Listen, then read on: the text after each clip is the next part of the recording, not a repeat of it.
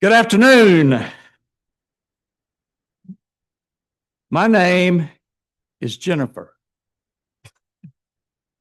Let's keep it simple.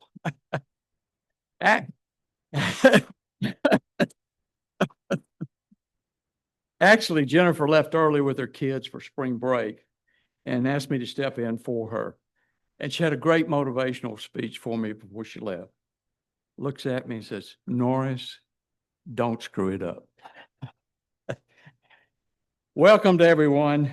Drew Cressman will have the prayer, and four-way test will be Bert Bradford.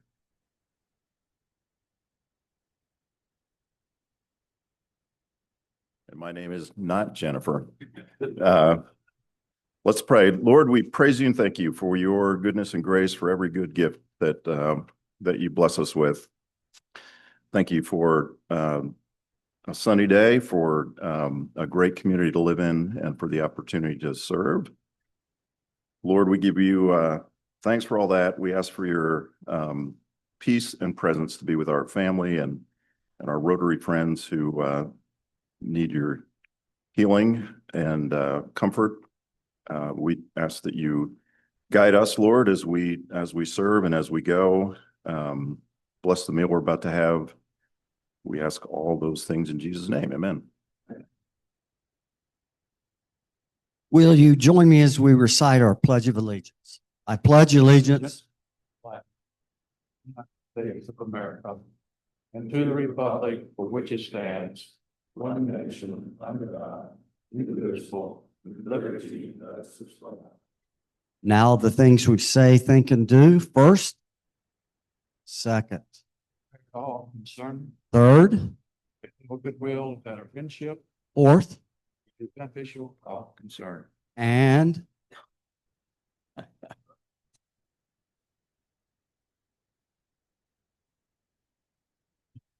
Jennifer, do we have some guests today?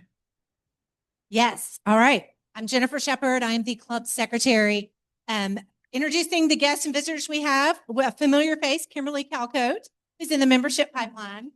Glad to have you. And Adam Niederauer. Am I saying that correctly?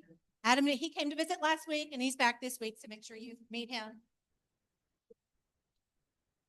Can you hear me?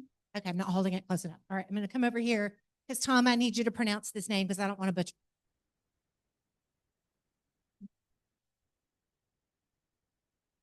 Okay.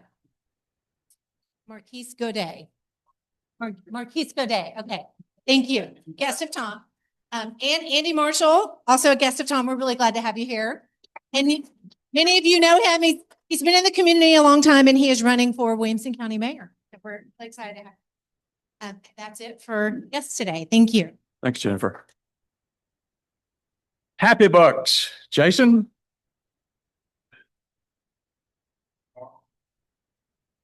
Hello. All right.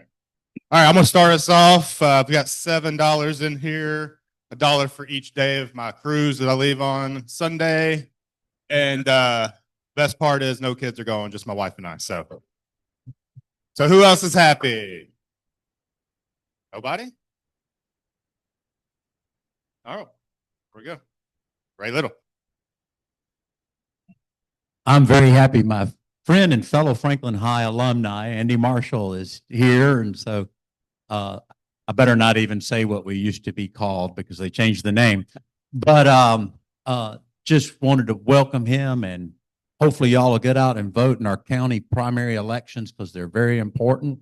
And since Rotary's non-political, I won't say anything, but I really, really, really like Andy. So Thank you, Ray.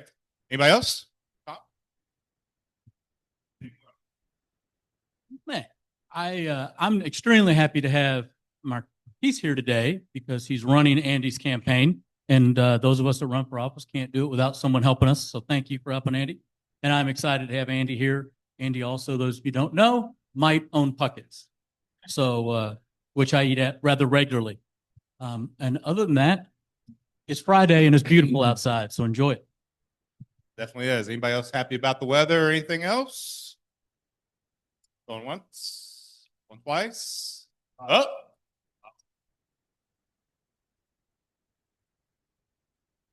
Those of you that know me, I was a submariner at one time.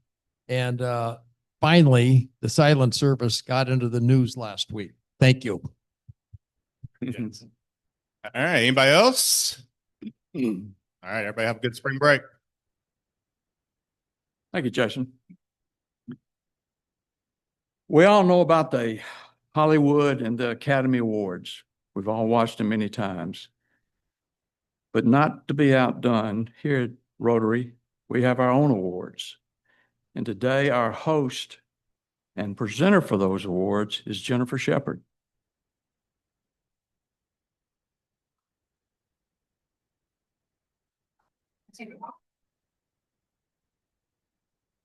All right, so in promoting the shoe drive that we're having, we've got so many shoes, we need more. So we are donating shoes to Souls for Souls. We have next week, it's the last week you can bring them. And then Jennifer and Susie and I will take them to the Pets Conference later at the end of March. So last week, I gave you a list of different types of shoes you could donate.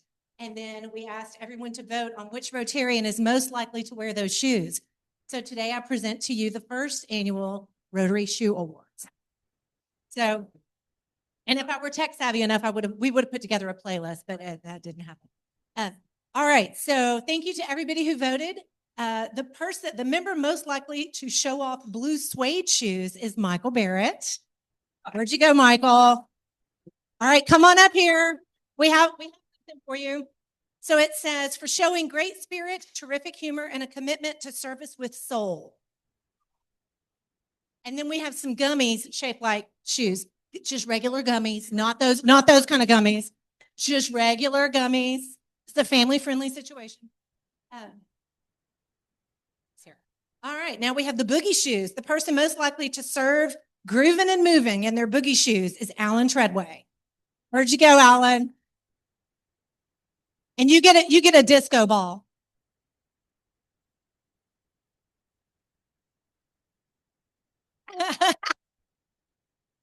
Here's your certificate, and there's your gummies.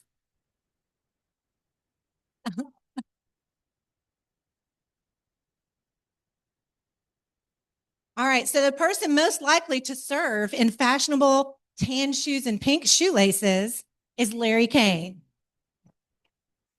Because of the pink. Because of the pink. And we have pink shoelaces for you, but they will be here at 8 o'clock tonight. Okay. All right, now for the boots that were made for walking, the person most likely to be walking into service with cute boots on, in recognition of putting your boots on and walking straight into service for the good of others is Laura Troop. Where'd you get that?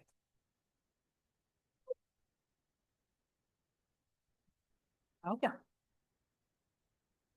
And all right, and this one was the easiest one.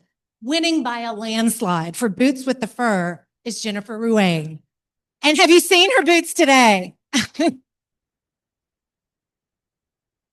All right, this was also an overwhelming vote. The magic of ruby red slippers, making a magical difference through generosity and support, Sybil Buchanan. Who else is going to rock the fancy red shoes? All right, so the Converse Chuck Taylor, the All-Star Souls Award for outstanding service, collecting shoes, and keeping our community on its toes is Keeley Hall. Where's Keela? There you are. Got your Converse Chuck Taylor. All right, and then the last one is the Croc Star of Service, presented to the fashion-forward Rotarian for service above stealth and beyond style, is Norris Johnson, who's wearing his Crocs. He's wearing his Crocs today. Woo!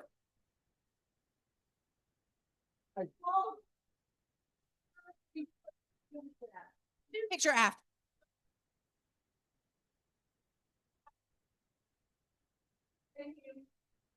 Thank you very much. What awards. Great job. Great job. Thank you, Jennifer.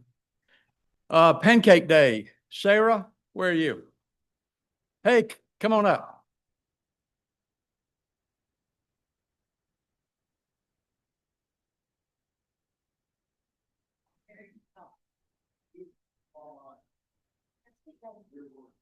You're nicer than some of these other people.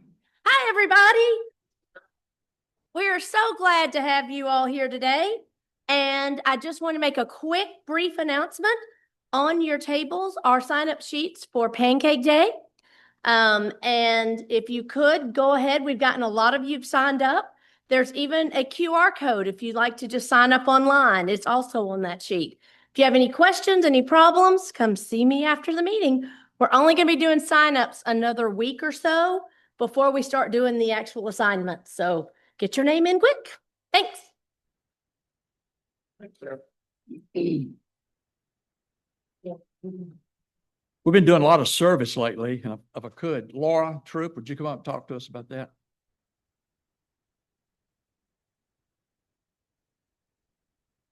We had a great group that showed up on Saturday at the EIC in Franklin to pack food items for with other Rotarians, which was amazing for Rise Against Hunger.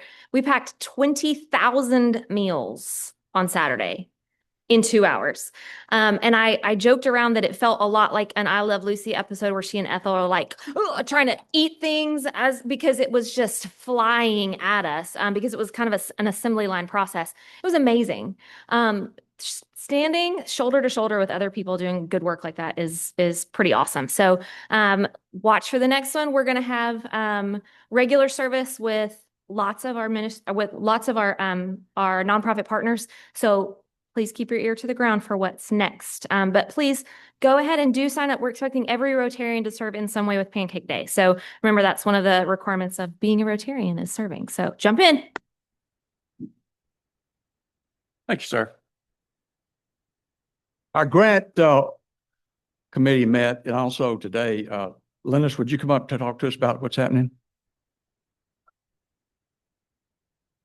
So the deadline for getting in major grant applications is 40 minutes from now, and no late grant requests will be accepted. Steve, how many we got? You got the latest number? 23 grant requests in.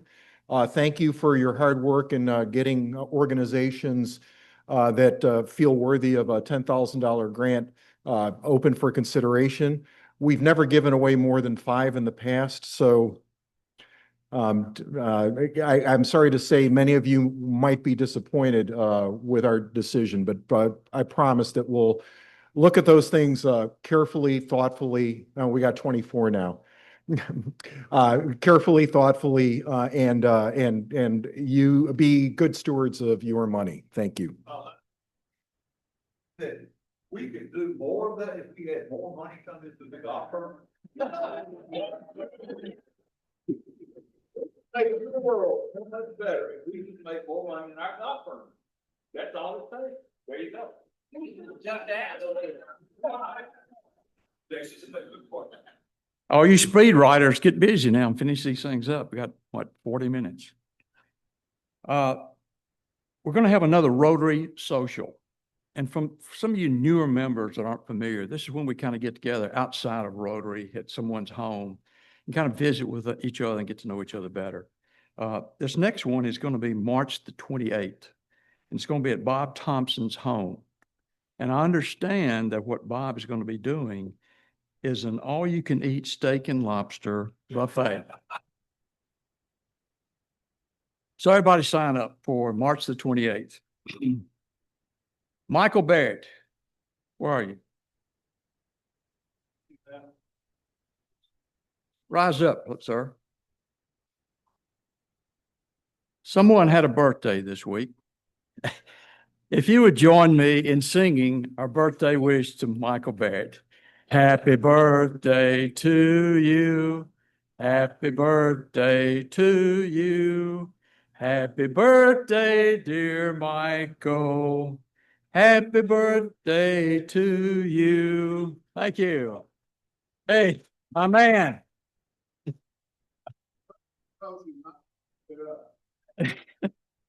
Any other news thing we need to cover here?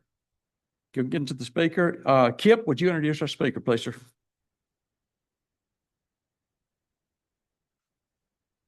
Our speaker today, I first met at a wrestling tournament at Ravenwood High School. When I met him, I could tell there was a significant drive. He was coaching his son. His son recently placed third in the state wrestling tournament. And we both had a real good bond about just teaching grit, determination, all those things that we want above and beyond academics, that grit, that creativity, that drive. And then I started realizing there was an amazing story behind our speaker today, who grew up in Cobb County, Georgia. He became an All-American wrestler. He attended the University of Tennessee, Knoxville, graduating with a bachelor's degree of science in wildlife and fisheries. Graduated cum laude. He also has an MBA in finance from the Haslam College of Business, and is also a 3-time collegiate boxing champion. He lives in Brentwood with 5 kids and his lovely wife, Brooke. His oldest is 20. His youngest is 12. He has 5, 2 years apart perfectly. He's currently the vice president of sales at the Kodiak Solutions Company, which basically sells software into healthcare systems. His amazing achievement is he has participated in over 50 Ironmans, and he's top 1% in the world in Ironman. He's also holds the distinction of running 7 marathons on 7 continents in 7 days. He's recognized by the National Wrestling Hall of Fame. He was given the Medal of Courage. He is also the author of this book, What the Fire Ignited. The fun fact I love to tell about him is that if you go to Crockett Park with your kids or your friends, you see that tree house that's between the soccer fields over in the woods. That's Shay's creation. That's his backyard. He works there, he says. So imagine you're 8 years old and you're 2nd grade and you're playing outside with your friends, and then all of a sudden there's a life-changing event. A match is lit, gasoline explodes, 65% of your body is now on fire. Your one arm is actually attached. You're burned so badly, your arm is attached to your body. You're told you're never going to participate in sports ever. You're going to have to endure 40 surgeries to come back to being able to survive. Shay Eskew is our speaker today, and he's going to talk to you about how that fire defined him. It didn't define him. It's what the fire ignited that he's going to talk to you about. Shay Eskew.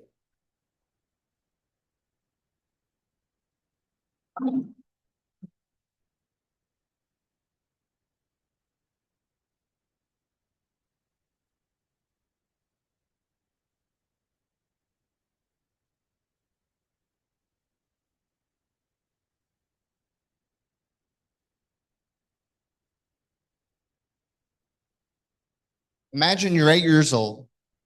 Your entire body has been set afire. And you have just 3 minutes to save yourself, as well as your 7-year-old best friend. I don't have to imagine. That was my reality August 4th, 1982. My life has not been one of the usual comforts, but it has been extraordinary. And if given the opportunity, I'd gladly do it all again. Now, as I share with you my story, please understand that's what I'm doing. I'm sharing. I'm not comparing. I'm not here to tell you that anything I've been through is any harder or worse than what you're going through right now. Because one of the things I know with absolute certainty, we all struggle. We all face adversity on a daily basis. We all have reached that breaking point. We said, God, can't go on. What I hope you learn from my story is you can not only survive, but you can thrive. Now, before we get started, my attorney has asked me to issue the following disclaimer. The words expressed forthwith are my own. They are not those of Brentwood Rotary, nor of my employer, nor of most sane human beings. Number two, my lifestyle is not for everybody. It's only for those who want the most out of life and who are unwilling to settle or compromise for anything less. And three, some of the pictures you're going to see are graphic in nature. I don't apologize for that. I want you to have a small glimpse of the reality I was forced to accept at the age of 8, as well as my parents looking at their only child, knowing he would never have a normal child. And lastly, only believe 80% of what you're about to hear.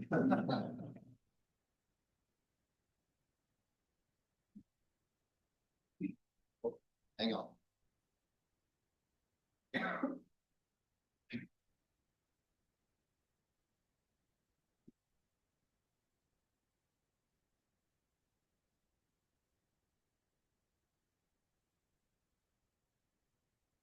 When I was 8 years old, I was a normal boy, did well in school, was a good athlete, actually had a few girlfriends. My mother had asked me to go across the street and warn my neighbor that they had an aggressive yellow jacket's nest. So I grabbed my friend who was 7. We walked across the street to tell the father. And I preface this by saying I had the most conservative parents you've ever met. Whatever it was, I wasn't allowed to do it if there was any chance I could ever get hurt. Knocked on the door. The father wasn't home, but his 15-year-old daughter was. So we proceeded to tell her about this aggressive yellow jacket's nest. She grabbed a match, threw it down, and nothing happened. As we all know, a match in and of itself will do nothing.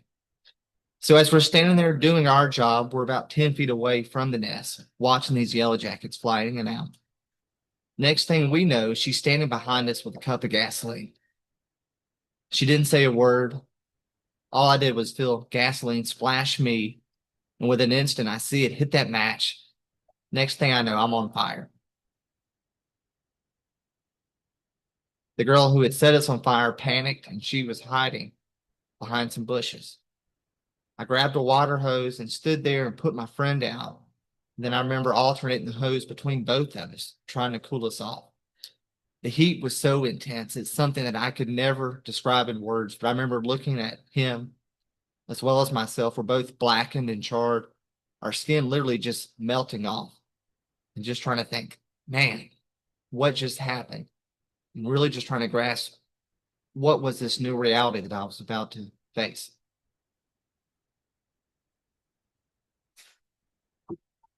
My parents, for whatever reason, did not take pity on me. They did not treat me like a kid that was suddenly told that he would never play sports again. And I remember one of the things when I was told they were going to have to amputate my ear due to gangrene. My mom wanted to be the first one to tell me about it. And to break the news, she said, "Shay, I want you to look at your dad over there. You see those big, goofy-looking ears he's got? You were so lucky. You're only going to have one of them, not 2. And I think that was part of it. I just learned early on that, you know what? Bad stuff happens to everybody. I'm no different than anybody else. But one of the things I told myself when I was 8 and when the doctors first told me that I would never be able to play physical sports again was I was going to redefine what was possible. I was no longer going to be defined as the burn kid. My whole goal was to be defined as an athlete. I knew I couldn't take away the scars. I knew that the scars were something I was going to have to live with the rest of my life. But I was really convinced if I committed myself to becoming an athlete, I could convince people to look beyond the scars and really see me for who I am.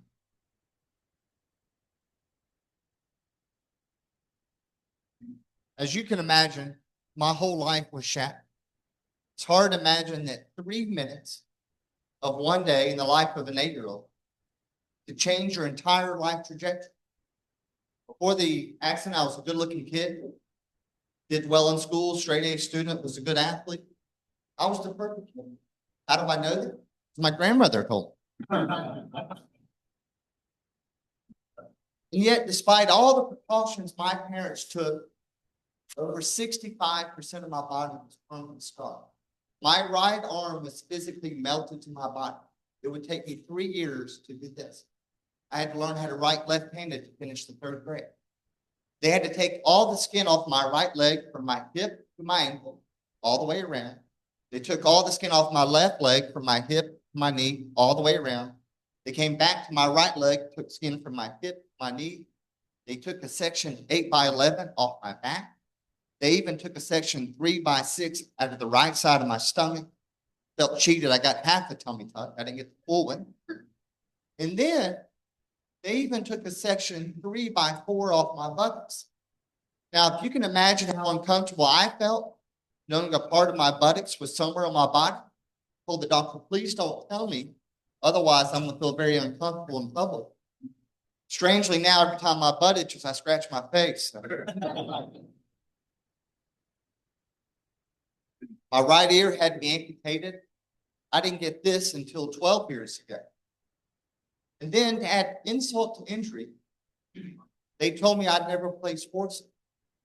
Now, I don't know about you guys, but I'm the type of person, if somebody tells me I can't do something, I'm going to spend every waking breath trying to prove you wrong. Just like if I told you can never have chocolate ice cream again, I guarantee you start craving.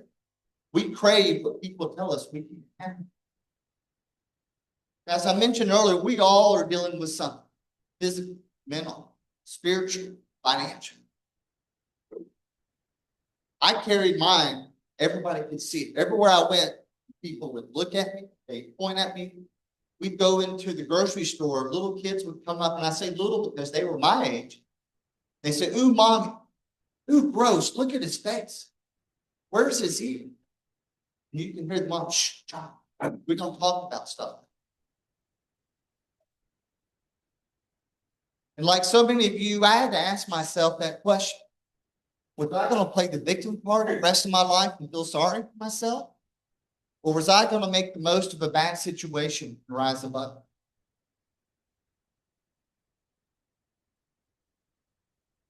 For the first month that I was hospitalized, I had to lie flat on my back. Everything I did lying down. I watched TV with a mirror, went to the bathroom lying down. I was fed lying down, and I say fed because they fed me through a tube in my head. But mounted above me, suspended from the ceiling, was a 3-foot by 6-foot piece of plexiglass. And pressed face down were all the get well wish cards for friends and family. And right in the middle was this 8x11 autographed picture from Herschel Walker. Now, if you grew up in Atlanta in the 80s, you knew who Herschel Walker was. Heisman Trophy, Sugar Bowl champion. And I had a lot of time on my hand. I stared at this picture for hours. Those hours turned into days, days turned into weeks. And I started asking myself, will I ever have the opportunity to run down those sidelines again, break tackles like Herschel Walker? And as my resolve started to build, I made a commitment to God. I said, if you get me out of here, I will spend every waking breath making the most of the opportunities you're giving me. 3 months later, I was released from the hospital, and I sought to reclaim my life as an athlete. And that little light bulb went off and says, what can I do? 2 months later, I signed up for baseball. Now you're asking yourself, how did you play baseball? You just told us you couldn't lift your arm like that. But I could throw a ball underhand. So my dad signed me up for baseball, signed up to be the coach, put me at second base because that was the closest distance to first. 6 months later, I signed up for football. Now, what you don't know is I can't sweat on a third of my body. I have no sweat. I have no nerves on a third of my body. I can be cut. Not even because I believe that. The doctor says you can't. My dad customized my shoulder pads. So I had extra padding to allow me to be hit. And I can tell you with 100% certainty, every Saturday, I was absolutely the worst athlete on that. And I loved it. Because on that Saturday morning, I was treated like every other kid. They didn't treat me with kids' gloves. I got my bell rung. And that was a reminder I was out there living my life to the fullest. What I love about life is we see where people are today. We have no idea that journey they've been on. Just like you're looking at me, you probably think I've always been this cool. I get it. That's a natural assumption. Good. See people today and they assume life's always been like that. But you have no idea 43 years that I've been enduring surgeries to get to this point. Now, here was the last picture taken of me before my accident. Now, as you can tell from the picture, I was 62 pounds of pure tenacity. When I stepped on the field, I was in it to win it. That changed in an instant. There was nothing I could have done to prepare me for what life was going to look like after my accident.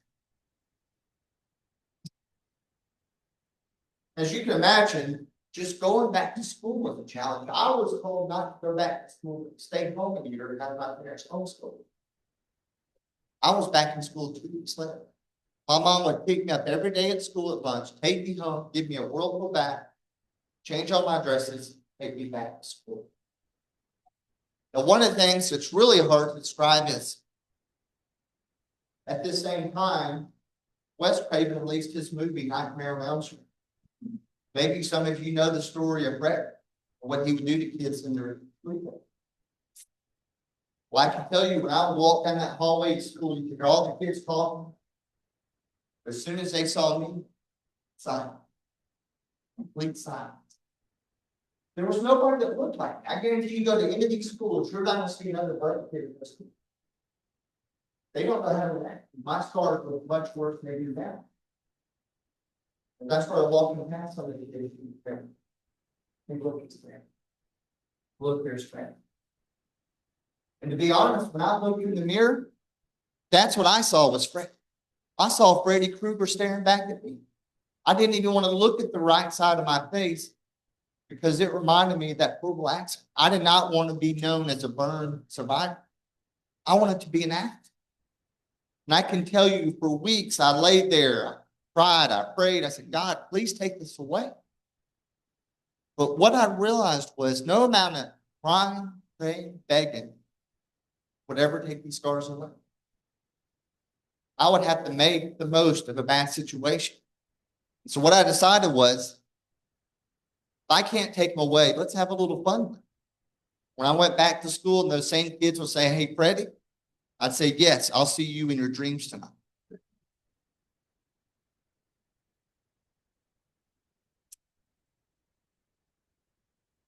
One of the things I learned after my accident was I could no longer be competitive in sports or required finesse or touch.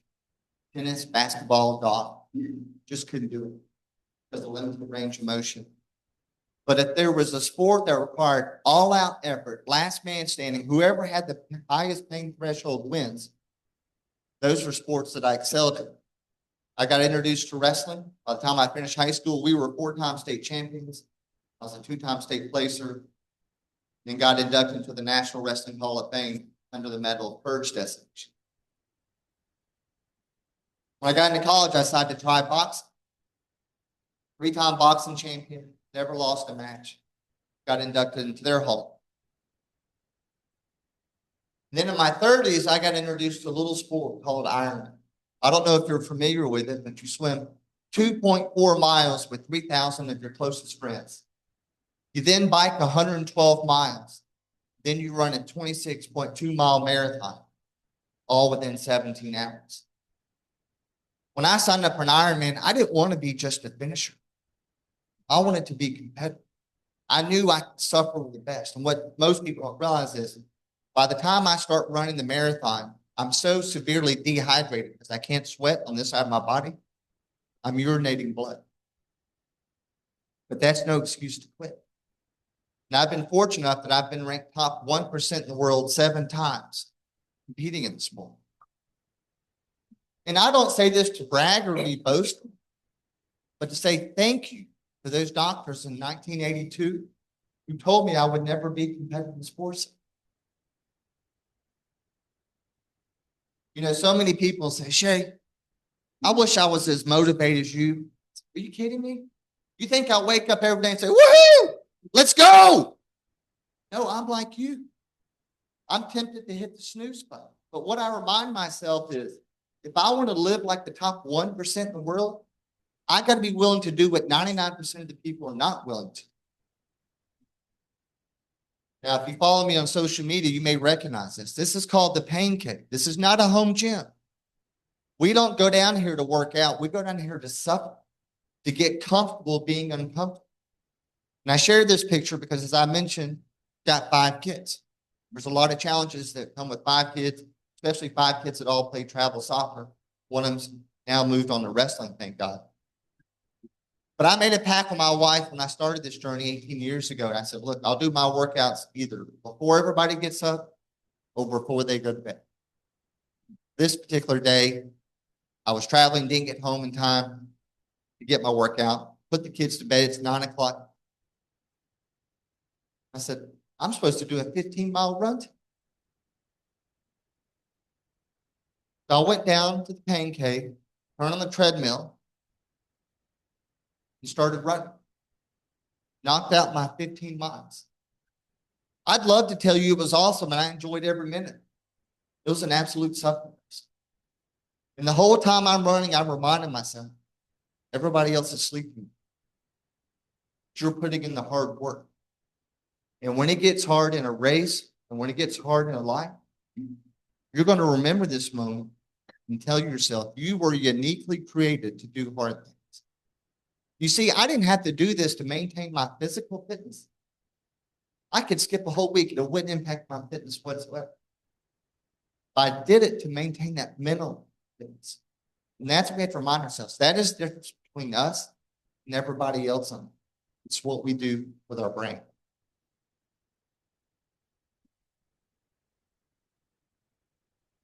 Ironman's been beneficial to me because as you start looking at your physical fitness, you say, what other areas of my life, if I approach with the same mindset, that I have an impact? What is our ideal life look like? It's funny because we're talking about spring break. Everybody knows where they're going spring break. You know where you're going to stay. Probably know about what it's going to cost. But ask you, what does your ideal life look like? What does it look like as far as your family, your career, and your health? You know what that ideal life looks like? If you don't, how do you know you're living? So one of the things that I started doing was mapping this out. What does an ideal life look like as it relates to these specific areas? One of the biggest things comes down to setting goals. People always tell me, Shay, I could never do an Ironman. There's no way I could. I said, really? I bet you $1,000 right now, I bet you. How do I know that? Because if I said tomorrow, if we meet, can you run or walk 30 minutes? Think you could run, walk 30 minutes? We're not judging on speed. Can you run, walk 30 minutes? Sure. What if we met the next day? Could you ride a bike for 45 minutes? Again, we're not judging on speed. Can you pedal, post, 45 minutes? Absolutely. But guess what? In 30 weeks of this progressive building, you'd be an Ironman. I've got the plan. An 83-year-old Dunn is the oldest Ironman finisher, or was until recently. It's doable, but all starts with setting goals. And number 2, it talks about sacrifice. We want to have this ideal life. There's sacrifices that come with it. You can't have your cake and eat it too. I don't care what everybody tells you. So what sacrifice did I make? Watching TV, staying up late, meeting up with the boys to watch football. But more important, I identified what I wasn't willing to sacrifice. I wasn't willing to sacrifice time for my wife and kids. I wasn't willing to give up my faith. Life's pretty easy when you can know what you're willing to sacrifice and not. It's easy. Bam. You do or you don't. And then lastly, whatever it is you do, be passionate about it or don't do it. That's my thing. Dib's talking about this treehouse we built. Now, one of the things you learn, I'm very obsessive compulsive. My wife knows that. I remind her all the time. You knew what you were getting into. I said, hey, can we build a treehouse? She's like, okay. She thought we were going to build a little 6x8 shed. We built a fully furnished treehouse, 25 feet up in there, that's got Wi-Fi, table, heating, cooling. It's got a bunk bed, lofts. Because I'm passionate about it. Let's go all out. We're going to fail. I want to fail miserable. I don't want to fail because I didn't go all out. And that's the key to life. Don't just stick your foot in. Jump into it.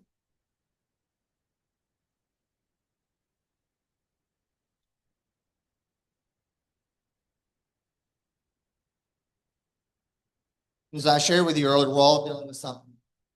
They think motivation is the key to life. But one of the things I've learned, we're all given the same 24 hours in a day. Nobody's giving more, nobody's giving more. It's what we do with it that matters.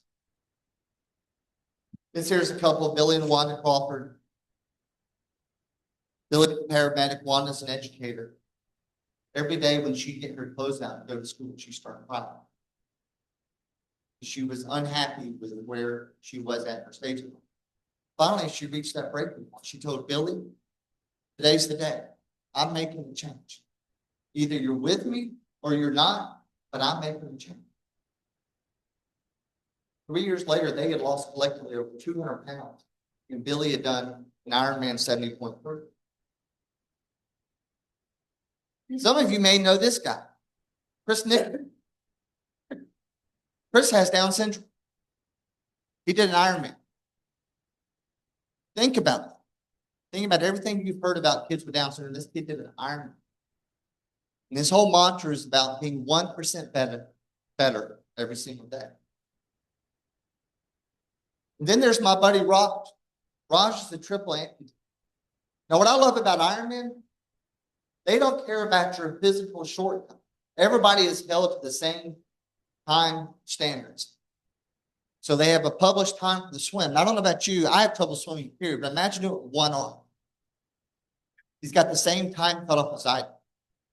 If he misses it, they don't care how fast he can bike or run, he's done.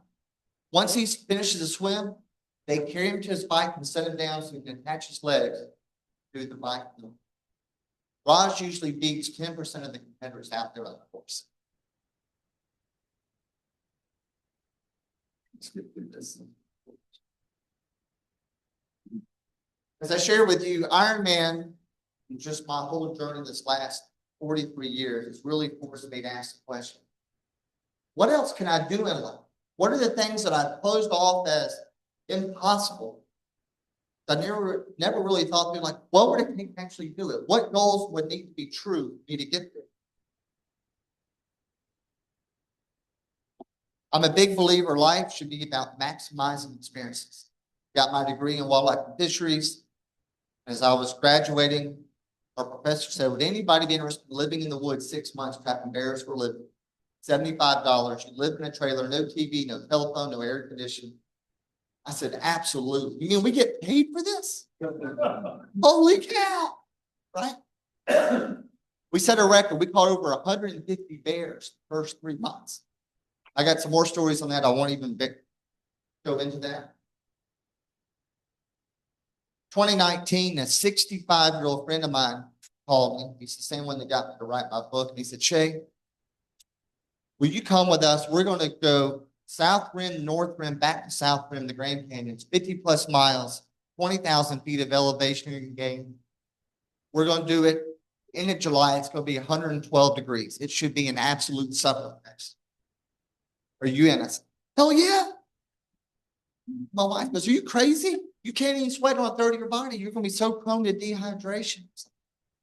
Okay, but why would I say no to an opportunity like this? I've been fortunate enough through Ironman. I've done 54 of these. I've competed in 14 countries. This was in Patagonia. What's amazing, this was taken 2 days before the world shut down to COVID. After the race, I had qualified for the World Champions in New Zealand. I called my wife. I'm so ecstatic. Literally 2 weeks later, the whole world shut down. To me, when you do an Ironman part of your vacation, you've earned the right to take a vacation. Now, my wife doesn't always share that same mentality. She goes, we could just take a vacation, lay out on the beach, but she's really enjoyed all the places we've been to. 3 years ago, a Navy SEAL friend of mine called me and said, hey, man, I need you. I just need to know, yes, are you committed? I said, what am I committing to? He goes, bro, you can't ask that. I just need to know, are you in or are you out? I said, all right, Birdman, I'm in. What did I commit to? He goes, well, we're going to skydive or base jump. Then we're going to run a marathon, and then we're going to swim 7 continents, 7 days. I need you to be our pace guy the marathon. So we did it. Unfortunately, we couldn't get to Antarctica because a big storm came in.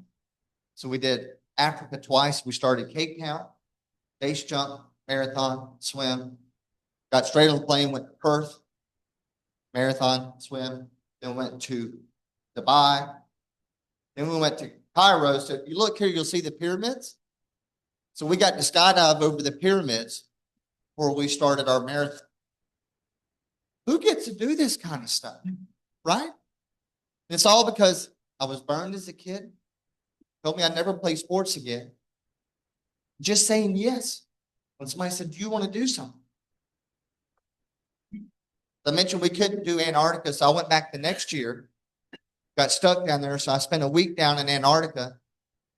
First day we did a 10K. The next day we did our marathon to check that off the bucket list. And then 2 years ago, on my 50th birthday, my wife goes, hey, what do you want to do on your birthday? I'm horrible at planning, so you just plan it. It's awesome. Again, she knows what she married, right? So, hey, babe, I've got a plan. She's, what is it? We're going to climb Mount Kilimanjaro, the 7th highest mountain in the world. She goes, I don't want to do that. So, no, but I will find people to do it. So I got 9 of my buddies. We went to climb Mount Kilimanjaro on my birthday. You can see we took the UT flag up to the top. And so we're in the alumni newsletter with that. Absolutely, right?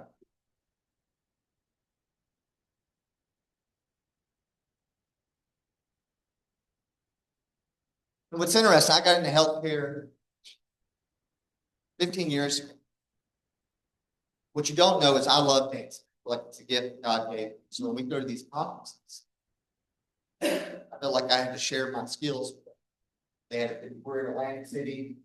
There's probably 300 people out there that form a circle and dance before I get called out. I'm have to work in my moves. And I finish up with a back spin and I'm walking off the stage. Complete silence. I just gave you the performance of a lifetime and this is how you reward me? They said your ear is still in the dance floor. Now, one of the things I love is I travel every week. I fly a lot. I feel like it's my job to entertain TSA. That's a tough job. Nobody ever says, hey, Jimmy, what are you doing tonight? All right, you just hand the ID, you go through. So I'm coming through Hartsfield Friday. I look over at this guy. He needs some people. So I go up there and put my cell phone in a little tray and I take my ear off and I set it in the tray. And I got a backup one, just kind of like we got shoes, cut the grass, and I got a backup here. So I put it in the tray. So I had 2 right ears. And I send it through. And this guy's sitting there. Keep in mind, we always assume the right side matches the left. So he has no idea what he's getting into. He's sitting there and he's rewinds it, dances it. And then he stands up and he's looking around trying to figure out who's pumping. So finally I walk through the scanners and I walk over, grabbed my ear, shot him a little thumbs up. You know, he went back to breakfast. Y'all ain't gonna believe this crap. Also believe it's my job to entertain hotel cleaning staff. It's a tough job making the room look. So if I'm gonna be there more than one day, usually I'll leave my back up here on the pillow. I can tell you they've never made my bed up. A couple of times they leave those little sticky notes by the phone so you can take notes. So I left my ear on the phone with a little post-it note that says, please be quiet, I'm on the conference.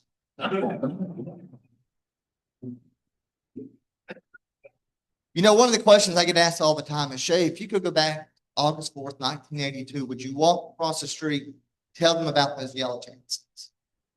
You asked me when I was 8, 13, 18, 22. No way. Why would I intentionally go through 43 surgeries, years of rehab, all the bullying? But you're asking me now that I'm on the other side of it? Absolutely. Name one thing in life I've ever missed out on because of my injury. Anything I should have paid for this, right? I've been so blessed because of what I've been through. I wish I could put it in a little bottle and let all of you drink out of it. how incredible life is. Make the most of every opportunity you get. Got a wife of 22 years, 5 amazing kids. Truly, what have I ever missed out? Lastly, I have to share this because as parents, we love to embarrass our kids. Now that I'm an adult, I love to embarrass my parents. So when I got into the Ironman in Hawaii, I called my dad at work and said, Dad, I just signed you up for a weight loss clinic. He was 50 pounds over what he should be. And I said, I've already checked your schedule. You can make it. And I've already prepaid 6 months with your credit card.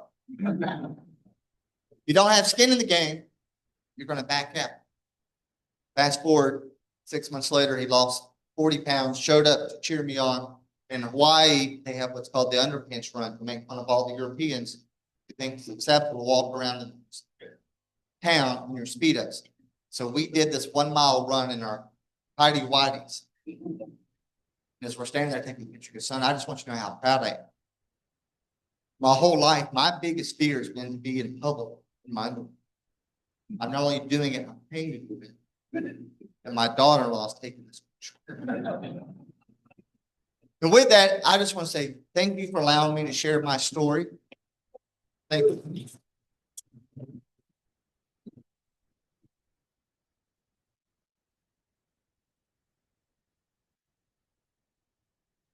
Got any questions real quick?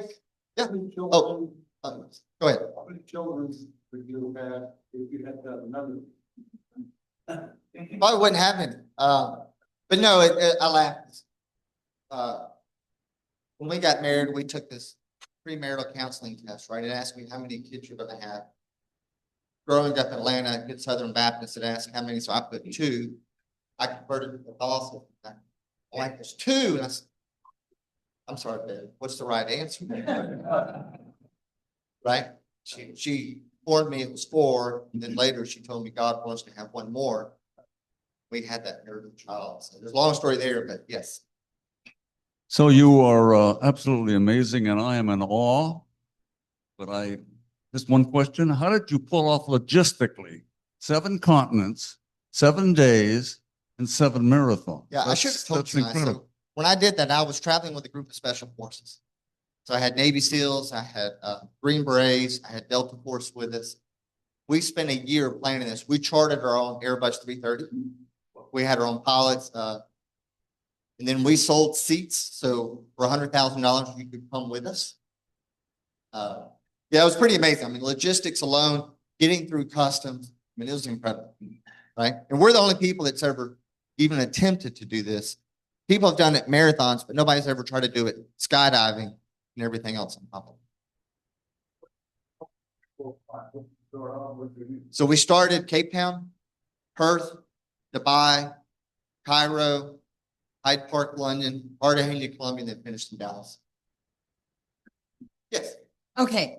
Number one, thank you so much because you've inspired all of us, right? So much today. You made everything on my to-do list look so easy.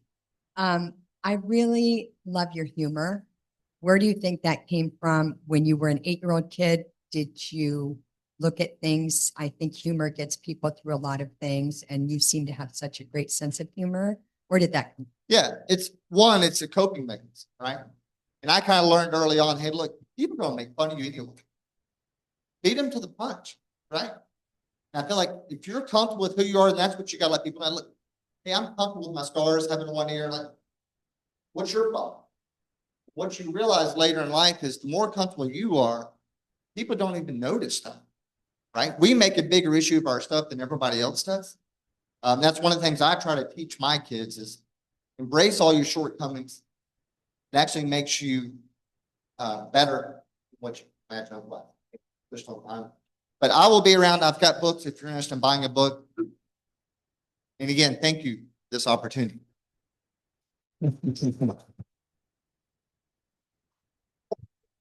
Yeah. Thank you very much, Shay. Appreciate you being here today. And we also have this very coveted pin that we like to give only to our Ironman crew people. So congratulations. Thank you.